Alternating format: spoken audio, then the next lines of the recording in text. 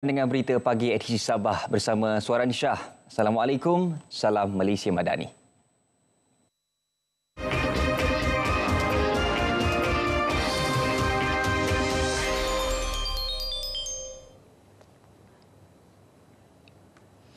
Belanjawan Negeri 2026 bertemakan memacu pembangunan kesejahteraan rakyat diutamakan akan dibentangkan petang ini di Dewan Undangan Negeri Dun Sabah. Timbalan Ketua Menteri Datuk Seri Panglima Masidi Manjun yang juga Menteri Keuangan Negeri dijangka membentangkan belanjawan tersebut bermula pukul 3 petang. Sebelum ini, Datuk Masidi memberitahu fokus utama belanjawan termasuk meneruskan momentum pembangunan di bawah SMJ 2.0, sektor infrastruktur dan kebajikan rakyat berpendapatan rendah. Kerajaan negeri juga komited memastikan peruntukan kepada rakyat tidak terjejas meskipun keadaan ekonomi global tidak menentu. Sementara itu, Belanjawan Sabah 2026 dijangka memberi tumpuan khusus kepada pengukuhan ekonomi akar umbi sebagai langkah mengurangkan jurang pendapatan antara golongan berpendapatan rendah dan tinggi di negeri ini. Ketua Pegawai Eksekutif Institut Kajian Pembangunan Sabah IDS, Datuk Dr. Ramzah Dambul berkata, ia merangkumi usaha memastikan komuniti luar bandar mendapat akses lebih baik kepada peluang ekonomi termasuk memasarkan produk mereka ke kawasan bandar melalui jaringan logistik yang lebih efisien.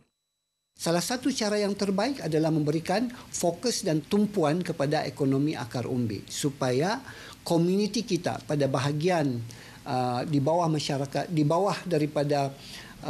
bawah golongan pada pendapatan yang rendah itu akan mendapat perhatian yang lebih. Belanjawan negeri juga dijangka memberi tumpuan kepada pembangunan ekonomi baharu seperti industri kreatif, termasuk memperkasa penggiat seni, budaya dan inovasi tempatan. Keputusan Mahkamah Rayuan Paris yang membatalkan sepenuhnya award akhir dikeluarkan penimbang Tara Gonzalo Stampa pada Februari 2022 disifatkan sebagai kemenangan besar untuk Malaysia. Bekas Presiden Persatuan Undang-Undang Sabah SLS Datuk Roger Chin yang juga adun dilantik berkata, keputusan itu mengukuhkan pendirian Malaysia di peringkat antarabangsa selain menjadi pengajaran penting untuk negara bertindak lebih awal dalam kes timbang Tara.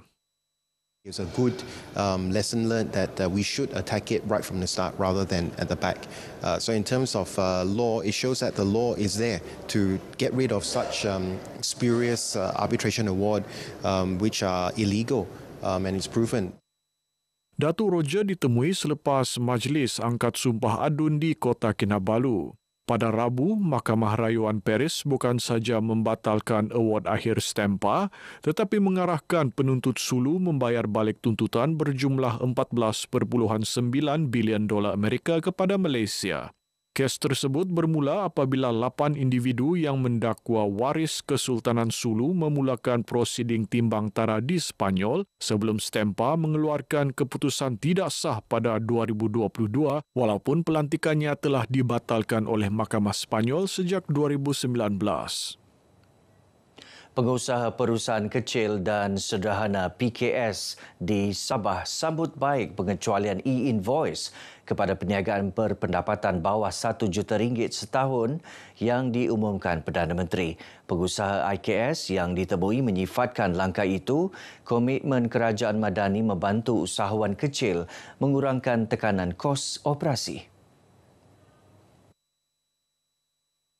Peningkatan had kelayakan pelaksanaan e-invoice ini signifikan kerana sebahagian besar PKS menghadapi cabaran kos meliputi pembelian sistem, latihan pekerja serta perubahan proses operasi harian.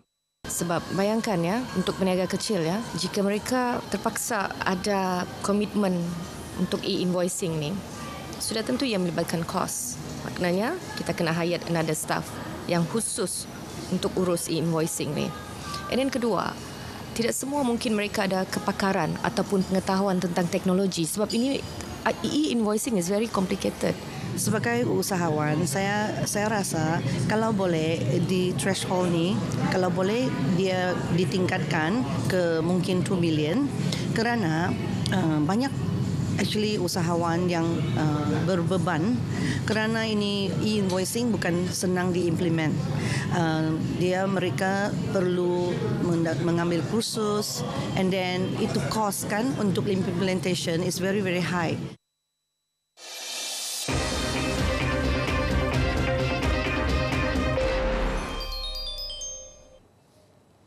Sabah melakar pencapaian besar dalam sektor tenaga. Sistem penyimpanan tenaga bateri BESS dengan kapasiti 100 megawatt MW sejam di Lahadatu siap dibina dalam tempoh kurang setahun. Dengan simpanan tenaga 400 megawatt sejam menjadikan ia sistem penyimpanan tenaga terbesar di Asia Tenggara. Fauzia Ajak ada butirannya.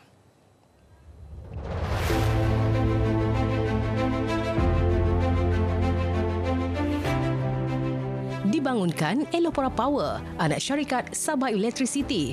Projek ini kini menjadi tulang belakang kestabilan grid khususnya di pantai timur Sabah. Projek Battery Energy Storage System BESS di Lahadatu dengan saiz kapasiti 100 megawatt, 400 megawatt hour telah beroperasi sejak bulan Jun 2025 dan telah membantu dalam sistem grid Sabah selama ini dengan mengurangkan DSM dan juga load shedding, terutamanya di kawasan pantai timur Sabah. Rekod ini mengatasi fasiliti terbesar sebelum ini di Sarawak 60 megawatt, menjadikan BESS Lahadatu sebagai penanda aras baharu negara. BESS membolehkan lebih banyak tenaga boleh baharu atau renewable energy diserap ke dalam grid, terutamanya solar. Ini selari dengan agenda negeri dan negara untuk mengurangkan pergantungan kepada bahan api fosil seperti diesel. Ia adalah langkah penting ke arah grid yang lebih hijau. Projek ini turut disokong rapat Suruhanjaya Tenaga Sabah IKOS yang memperkukuh usaha meningkatkan kecekapan bekalan, mengurangkan gangguan serta memudahkan kemasukan tenaga boleh baharu.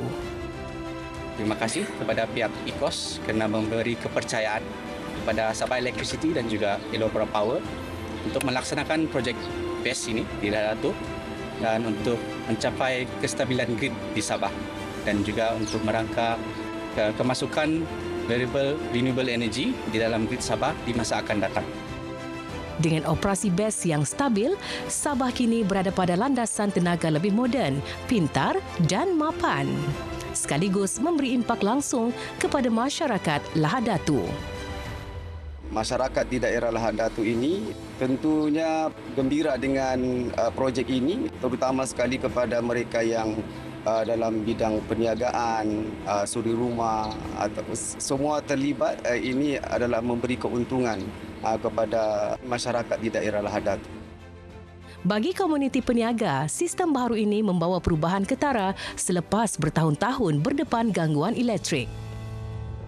With this introduction of this BCSS in Lahadatu, we are confidently that it's designed to stable the power supply in Lahadatu and increase the reserve power in this East Coast, and then directly help the business such as for the industrial and manufacturing industry. It will help to improve their production line, and then for commercial activities also improve. Selain memperkukuh grid, projek mega ini turut merangsang ekonomi setempat dan mengangkat Lahadatu sebagai hub tenaga moden di rantau ini. Projek Battery Energy Storage System ataupun BESS berkapasiti 100 hingga 400 megawatt yang terbesar di Malaysia setakat ini menandakan satu langkah penting ke arah sistem tenaga yang lebih stabil dan mampan dan memastikan bekalan elektrik lebih stabil di pantai timur Sabah. Fauzia Ajak, RTM.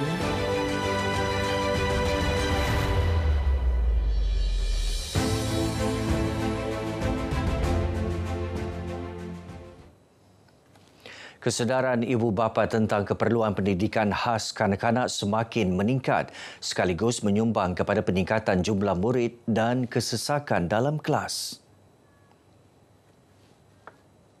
Ketua Penolong Pengarah Kanan Sektor Pendidikan Khas Jabatan Pendidikan Negeri Bernadette John berkata, usaha sedang dilaksana bagi memenuhi keperluan ini termasuk menambah baik latihan guru serta memperluas tawaran option pendidikan khas di Institut Pendidikan Guru.